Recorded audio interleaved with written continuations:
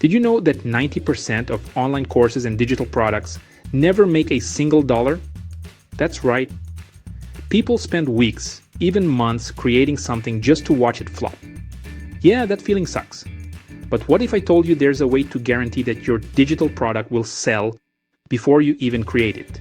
Stick around, because I'm about to show you how to validate your idea the right way, so you don't waste time, energy, or money on something nobody wants. Hi everyone, welcome to Digital Profit Hacks. If you're looking for real, no BS strategies to make money online, you're in the right place. And if you want more profit hacks like this, go ahead and hit that subscribe button and turn on notifications by clicking the bell icon so you don't miss what's coming next. Alright, let's jump straight into it. Step 1. Find real demand before creating anything. Alright, first things first. You don't want to guess whether people will buy your info product. You want proof. And the easiest way to get proof? Go where people are already asking for solutions. Think about this. If thousands of people are asking the same question online, it means there's a real demand for a solution. The best place to start. Platforms where people naturally go to seek answers. Reddit and Quora are absolute gold mines for this. Just type your topic into the search bar and you'll instantly see what questions keep popping up. If people are repeatedly struggling with the same issue, bingo, you've got demand. But don't stop there. Social media communities are another untapped resource. Join Facebook groups, Discord servers, and online forums related to your niche. Don't just lurk, engage in discussions, ask questions, and pay attention to common complaints. The best info products don't just provide knowledge, they solve problems. When you see people venting about a specific issue, that's your golden ticket to a profitable product. Want another insider trick? Look at Amazon and Udemy reviews. These platforms are full of books and courses that are already making money in your niche. Scroll through the reviews. What do people absolutely love? More importantly, what do they complain about? Maybe a best-selling book is packed with theory, but lacks practical steps. Maybe a course is outdated and people are begging for a fresh approach. Those gaps? That's your opportunity to create something better. Too many people make the mistake of creating something they think people want, instead of what people are actually looking for. Don't be that person. Instead, go straight to the source, listen to the audience, and let the market tell you what they need. Step 2. The money test. Would people pay for it? Okay, so you've found demand. But here's the thing.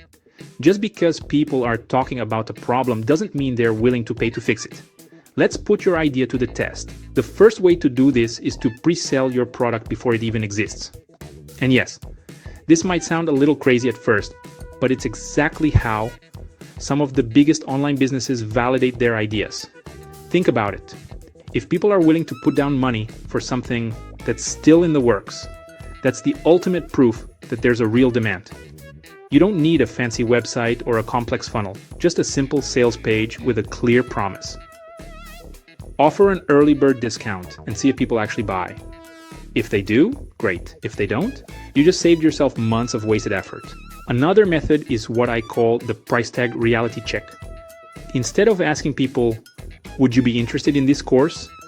Which is way too easy for them to say yes to, flip the question. Ask, would you pay $50 for a guide that solves this problem? That tiny shift makes a huge difference. People think twice when money is involved. And this helps you weed out empty enthusiasm from actual paying customers. And let's talk about competition. Because I know a lot of people panic when they see others already selling something similar. Here's the truth. Competition is actually a good thing. If someone else is making money in your niche, that means the demand is already there. The key is to figure out how to position yourself differently. Maybe your product is more beginner-friendly, maybe it's more actionable, maybe it solves a specific pain point that others are missing. Instead of fearing competition, study it. Look at what they're doing well, find the gaps, and create something that stands out. At the end of the day, the real test isn't whether people like your idea, it's whether they'll pay for it. If nobody's willing to put money down, it's time to tweak, pivot, or move on to the next big thing. Step 3. The micro-content test. Let the market decide. Still not sure? Let the market decide for you. Instead of spending weeks or months building an info product from scratch, test your idea in small doses. The goal here is simple. Get quick feedback from a real audience and see if they resonate with your content. A great way to start is by creating short-form content on platforms like YouTube Shorts and TikTok. Instead of waiting until your product is fully developed, post quick tips or insights related to your topic. If people engage, comment, and ask for more, that's a strong indicator that you're onto something. If your videos flop with zero interaction, it might be time to rethink your approach. Another effective method is offering a free PDF or mini guide as an opt-in incentive.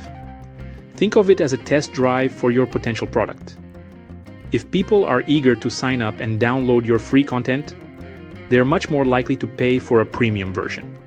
On the other hand, if nobody's interested in something free, that's a massive red flag.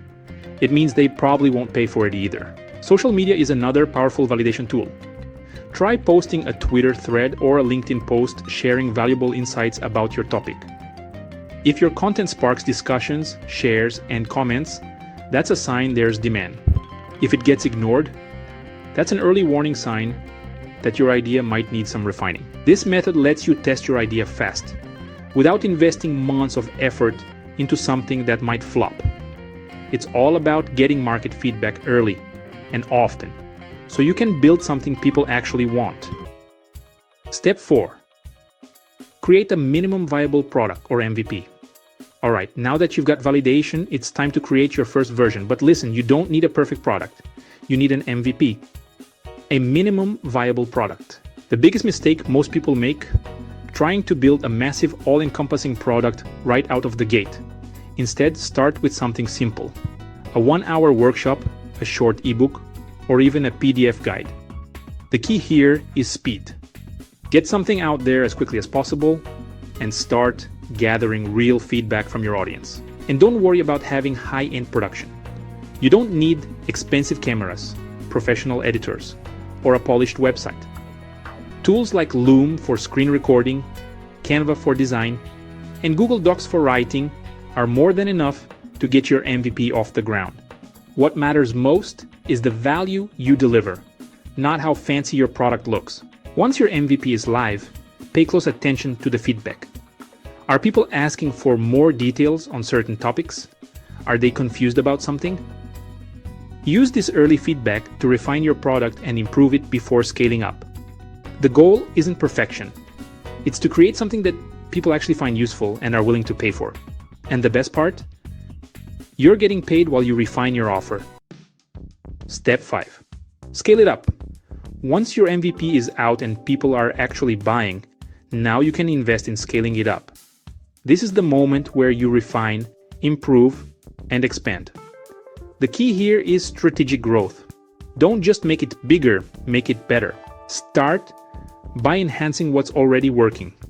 If people love a particular section of your product, expand on it. If they're asking for more depth on certain topics, add bonus content or create an upgraded version. Listen to customer feedback and refine your offer based on real user experience. Next, optimize your sales process. Build a funnel that nurtures potential buyers, from free content to premium offers. Consider upselling complementary products, offering bundled deals, or adding subscription-based content for ongoing revenue. And of course, invest in your marketing. If your MVP proved there's a paying audience, now's the time to scale your ads, improve your email sequences, and leverage social proof with testimonials and case studies. But remember, never start big. Always start small, validate, then grow strategically. Scaling isn't about doing more, it's about doing what works, but better and smarter. And that's how you validate an info product idea before wasting your time and money.